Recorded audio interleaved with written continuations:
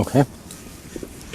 Welcome. Jeg har rejst til Palm Springs, som er cirka 2 timer sydøst for Los Angeles, til møde Clint Ober, som er forfatter eller bedstefar til earthing. Når nogle af jer måske ikke kender, hvad earthing er, men hvis du kan huske tilbage, når du var en barn og render rundt på stranden eller græs i bare tæer, og den der dejlige afslappede føling, du får igennem kroppen. Clint har forsket i earthing i over 20 år. So Clint, thank you very much for spending some time with me today. It's been enlightening to learn more about how good it feels to take our shoes off and feel Mother Nature. I'm more than happy to share everything I know, and I'm glad that you're able to take this message to people who may need it. Yeah. And let's start at the very beginning. How did you become interested in earthing? Well, it's kind of a, I've told the story many times, but one day I was sitting in Sedona, Arizona, and I had a computer that kept failing, and I knew that there was a problem with the static electricity. And I went and fixed it, and then so that brought electrical and grounding to my awareness. And then I went outdoors and I sat down on a bench and I watched a bunch of kids come by, get off a bus with rubber sole shoes. And I just, intuitively, I asked the question. I just wondered if humans no longer being naturally grounded, if there was an effect. And that was 18 years ago. Wow. And so I've been slowly pulling together the information and producing studies to show the biological effects of maintaining the body at Earth potential, meaning negatively charged, grounded like you would a computer or anything else in the electrical world. And I think the word studies is a very important word, because you've documented your research is showing exactly what you're preaching, that there is healing energy in the earth that can be transmitted into our bodies. Right. When I started out, everybody said, well, even the people who became aware of it and adopted the concept, they said you're going to have a dozen studies before anybody will believe you. Well, I now have 22, 23, probably 24 in the next 6-9 months. And it was just a body of evidence showing that no matter what you do to the human body, it's different when it's grounded than when it's not grounded, especially the autonomic nervous system. And the main thing, though, was when I first realized that when you ground the body and the pain stops, inflammatory pain stops, that was when I was able to make a connection. But at the time, nobody understood the effect of grounding on the body or inflammation. So let's back up a little bit. What is grounding for people that have not heard about it before? Grounding is, if you can imagine, that the earth out here is covered with little bitty blue marbles everywhere. And that's what we call free electrons. They can move. They can, where you most often would see it is in lightning or static electricity or those kind of things. And so whenever you put your bare feet on the earth, then those little marbles, they kind of crawl up all over your body, and then you have a layer of them on the surface of your body, and then every cell in your body has has them around the surface of the cells. And so grounding means that you're connected to the earth's, you're at earth potential. The word potential means there is free electrons here able to move and do work, reduce charge. So the electrons are coming from the ground up into our bodies? Yes, they're everywhere. And when you touch the earth, then you equalize with the earth. You have the same amount of electrons on your body, your skin, everywhere else as the earth does itself. Even the little red blood cells in your body all increase their negative surface charge. And so the value of that is when you don't have enough electrons in your body, your blood gets thick and sticky because there's not enough free electrons to repel, so that they maintain a negative charge, so they repel each other. Then they start sticking together, and like peanuts, those little plastic packing peanuts. So it's almost like stagnant water. Yes. Yeah, it's, I don't know how to carry that off. but it's mainly you don't have enough electrons, so blood cells stick together and share an electron because they have to have a certain amount of electrons to maintain their structure. And so the main thing is when you're grounded, you equalize with the earth, and then everything in your body is has a negative charge, and It's balanced and flows. Yeah, so you can't have inflammation in your body when it's grounded. You have to take your shoes off. You have to live insulated from the earth for an extended period before you can have inflammation, chronic inflammation. And inflammation is a key word in health today because Yes. doctors and scientists now believe that maybe up to 90% of disease is because of inflammation. Yes, it's the what inflammation is in its simplest term is let's say you have an injury, you have the oxidative burst, and there's a cascade of white blood cells and immune response that goes in and cleans up a mess, whatever's going on. And but where chronic inflammation comes from is you have a pathogen or a cell or something that's damaged and it needs to be removed from the system.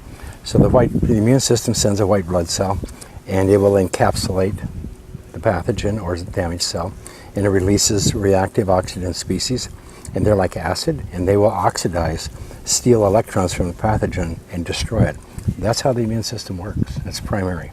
It's your innate immune system. And what happens is we used to be grounded. Forever we were grounded. We couldn't get off of the earth. But today we wear shoes. So we deplete the free electrons in our body, and our bodies become positive.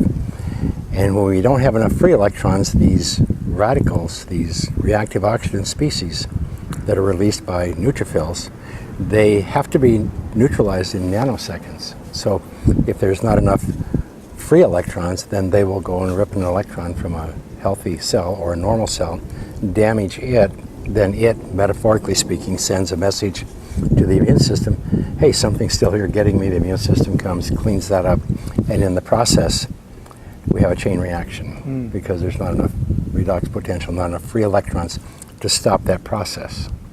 So when we're grounded, if you have inflammation and you ground the body, then the inflammation stops. So what you've done is you've poured water on the fire, the equivalent of pouring water on a fire, poured electrons into the body, and they encapsulate all of the cells and increase their redox potential. And then, so the excess radicals, when they come there, they'll steal an electron from the earth or from the free electrons rather than an electron from the cell. It's ground potential. It's challenging to find the words at best, but it's self-evident. Nature always knows best. Yes. I always never run away from the fact that Mother Nature is much wiser than we are, and if we obey her simple rules that she's laid down since we came on to be humans that we are, we go a long way. Right. I don't have a chart with me, but in nature, 1950s, sitting here today, we would either be barefoot or we would be wearing a leather sole shoe. Yeah. And leather sole shoes were expensive and you took care of them. And so we primarily lived barefoot. But in 1960, we invented plastics. The first thing we did was put them on, made shoes, soles of our shoes. Then it was carpets. And now everything you get in an automobile, you can't touch any metal.